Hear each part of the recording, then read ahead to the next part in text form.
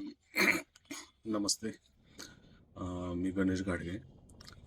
माझं ब्रह्मचैतन्य मोबाईल म्हणून रिपेरिंगचं शॉप आहे आणि माझ्याकडे एक मोबाईल रिपेरिंगला आला होता नेटवर्क प्रॉब्लेमसाठी. आणि त्या नेटवर्क प्रॉब्लेम चेक करताना मी माझं सिम कार्ड टाकून मी चेक करत होतो. सिम कार्ड टाकलं, चेक केलं, पण नेटवर्क काही येत नव्हतं. मग साहजिक आहे, आपल्याकडे मोबाईल रिपेरिंगला येतात. आपण एखादं हे नाही चालत तर आपण दुसरं, कारण की माझं दुकान बेसमेंट आहे, माझं सिम कार्ड BSNLचं. मग BSNLला रेंज नसेल म्हणून मी दुसरं सिम कार्ड त्यामध्ये टाकलं. दुसरं सिम कार्ड टाकलं आणि थोड्या वेळाने मला फोन आला की बाबा असं असं आहे आणि तुमचं सिम कार्ड या मोबाईलमध्ये होतं, असा असा मोबाईल आहे. ठीक आहे म्हटलं, माझ्याकडे कस्टमरनं मोबाईल दिला आहे, सिम कार्ड कस्टमरचा नंबर आहे माझ्याकडं, कस्टमरला मी फोन करतो, त्यांना बोलवून घेतो. मग नंतर मग कस्टमरला फोन केला, कस्टमरला बोलून घेतलं, कस्टमरला पोलीस स्टेशन गेलो. तर तिथं मी जायच्या आधीच माणूस तिथं, ज्यांचं सिम कार्ड मी टाकलं होतं त्या मोबाईलमध्ये, त्यांना तिथं बोलवून आधीच घेतलं होतं. मी त्यांना तिथे गेल्यावर सांगितलं की नाही, त्यांना जाऊ देत, त्यांचा काही असा विषय नाही, त्यांचं सिम कार्ड मी टाकून चेक केलं होतं, माझं पण टाकलेलं. असं काय नाही की बाबा त्यांचं टाकायचं होतं माझं नव्हतं, पण माझं पण टाकलं होतं. तुम्हाला माहिती आहे माझा नंबर आला. मग ते ज्यांना मोबाईल काय सापडला होता कुठं, तो कस्टमर तिथं आले, त्यांनी सगळे डिटेल्स त्यांना सांगितली, तिथं मोबाईल जमा केला, आम्ही मोबाईल देऊन आलो.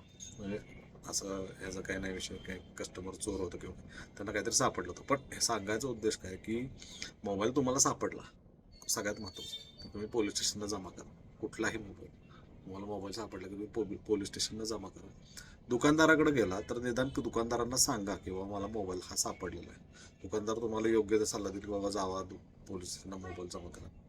किंवा काय होतं, जेवढे तुम्ही सिम कार्ड टाकणार, समजा तुम्ही त्याच्यामध्ये हे टाकलं, 2 टाकलं, 3 टाकले, 4 टाकले, तर सगळ्यांना तिथं बोलवलं जातं. कारण की ज्याचं सिम कार्ड आहे त्या मोबाईलमध्ये म्हटल्यावर तो माणूस तिथं बोलवला गेलाच पाहिजे, म्हणजे त्याचा काय हे नाही.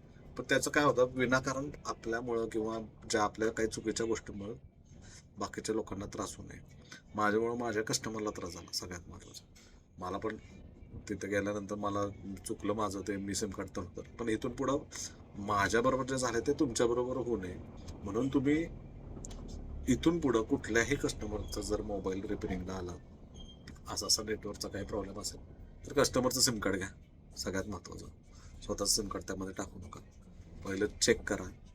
आणि जर तुम्हाला वाटत असेल की बाबा असं असं, सरळ पोलीस स्टेशनला फोन करा किंवा कस्टमरला पोलीस स्टेशन. आता इथं मागच पोलीस स्टेशन आहे, मला जर त्यातलं काही माहीत असतं तर मी तिथं जमा केलं असतं मोबाईल. पण ठीक आहे, जरा झालं, काही गोष्टी झाल्या, होतो थोडा त्रास त्याचा काय. पण आणि महत्त्वाचं की हे सगळ्या लोकांना पण सांगणं आहे की तुमचा मोबाईल चोरीला गेला तर तुम्ही कंप्लेंट करा. कंप्लेंट केल्यावर मोबाईल सापडतात. काय काय लोक कसं, जाऊ दे कुठं सापडणार हे म्हणतात, असं काय करू नका. कंप्लेंट करा. कंप्लेंट करून रजिस्टर करा. बरे 4 दिवस, 8 दिवस, 10 दिवस, 15 दिवस मोबाईल तुम्हाला सापडते. आता सिस्टम आपली पहिल्या सिस्टम चांगली आहे, त्यामुळे मोबाईल सापडेल. आणि दुकानदारांसाठी पण हे चांगलं की तुम्ही सिम कार्ड टाकू नका आता इथून पुढं कुठल्याही मोबाईलमध्ये नेटवर्कच्या प्रॉब्लेमसाठी आलं. कारण की कसं होतं ते आपल्याला माहिती आहे. आपण 1 मिनिट सिम कार्ड टाकणार, आपल्याला परत जावा आणा, त्या कस्टमरला ज्यांनी दिलंय त्याला समजा उद्या तो आलाच नाही, कस्टमर फोन केला आलाच नाही, मग कुठं हुडकणार, काय करणार, हा सुद्धा आपल्याला प्रॉब्लेम होऊ शकतो. त्यामुळे हे लक्षात ठेवा इथून पुढं. एवढंच सांगायचं होतं, थोडं काळजीने. धन्यवाद.